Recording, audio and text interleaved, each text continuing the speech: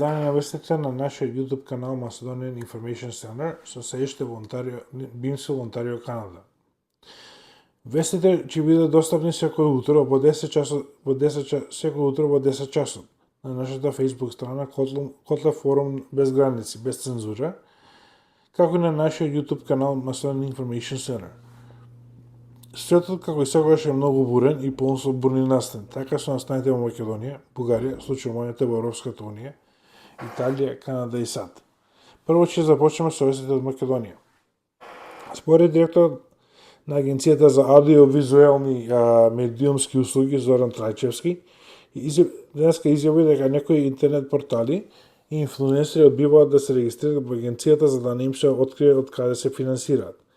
За време тренињето на панел дискусијата која беше организирана од Институтот за комуникацијски студии, одржана во Европска куќа, а на тема трансгранично манипулирање со информации, беше истакнато дека одредени портали кои треба да служат за информирање повеќе служат како сервиси на страни држави. За илустрација, за што станува збор, директорот Трајчевски посочи на одредени портали што одбиваат регистрација во Македонија од време на време, се појавуваат за време на избори и влијаат врз изборите, но потоа ги снемува, пренесува Слободен печат. Скопје, Македонија. Во извештајот на Собраниската комисија за надзор на работата на оперативно-техничката агенција или скратено ОТА, во својот годишен извештај за претходната 2025 година стои дека комисијата не е во можност да надгледува работата на агенцијата поради недостиг на технички експерти, кадри и немањето на кворум. Пренесува Слободен печат. Различни реакции, во Македонија, различни реакции во врска со притворот на Артан Грубис, упатија Дуи и коалицијата Вреди. Во реакцијата на Дуи се изразила загриженост од јавните настапи во врска со изречената мерка домашен притвор на поранешниот вице-премиер Артан Груби. Истовремено Дуи упати и апел до судството и обвинителството да не потпаѓаат под политички притисоци и да овозможат фер судење. Додека за коалицијата Вреди, овој момент кога паѓаат сите маски на Ахмети, пренесува Нетпрес. Софија, Булгарија. Според веста што е пренесува бугарската новинска агенција БГНЕС, председателот на САД Доналд Трамп ќе го прекине финансирањето на бугарската и романската програма на Радио Слободна Европа, Радио Слобода, на 31 март оваа година. Причината за прекин за финансирањето на радио програмата на бугарски и романски јазик е намалувањето на државните трошоци. За БГНЕС ова е црна вест поради тоа што според БГНЕС ова е црна вест поради тоа што независните медиуми во Бугарија се малобројни, пренесува БГНЕС. Брисел, Европска унија. Од должноста јавен обвинител е разрешена Теодора Георгиева поради сомневање за наводна трговија на влијание, соопштува БГНЕС. Поранешната европска јавна обвинителка Теодора Георгиева е снимена како преговарала да влијае во времето на поранешен бугарски министер за енергетика и сегашен раководител на Булгар Трансгаз Владимир Малинов. Пренесува БГНЕС. Брисел, Европска унија. Европската комисија побара од Украина да ги забрза поправките на нафтоводот Дружба со цел да ја дескалира кризата помеѓу Украина и Унгарија и Словачка на друга страна. Со става да се вжести кога Унгарија и Словачка го употребија ветото за испраќање на понатамошна помош, откако истиот нафтовод беше оштетен од страна на Украина. Истовремено, Хрватска даде до објаснување дека нафтоводот Јанав или Јадрански нафтовод ќе биде во можност да ги снабди нивните потреби на Унгарија и Словачка, пренесува Евроньюс. Ратификацијата на договорот за трговија помеѓу САД и ЕУ е привремено стопирана од страна на ЕУ додека не се добие разјаснување од САД дека постигнатиот договор ќе се испочитува. Ваквата постапка на САД го принуди германскиот канцелар Фридрих Мерц да закаже себе со американскиот председател Доналд Трамп околу настанатата состава. Додека вториот поголем извозник во САД, Италија, повика на трпение. Пренесува Евроньюс. Лондон, Велика Британија. Денеска владата на британскиот премиер Кир Стармер се сложи да ги отвори документите кои биле доставени од страна на Ендрю Маунтбатен Виндзор, кога бил назначен трговски представник на Обединетото кралство на Велика Британија.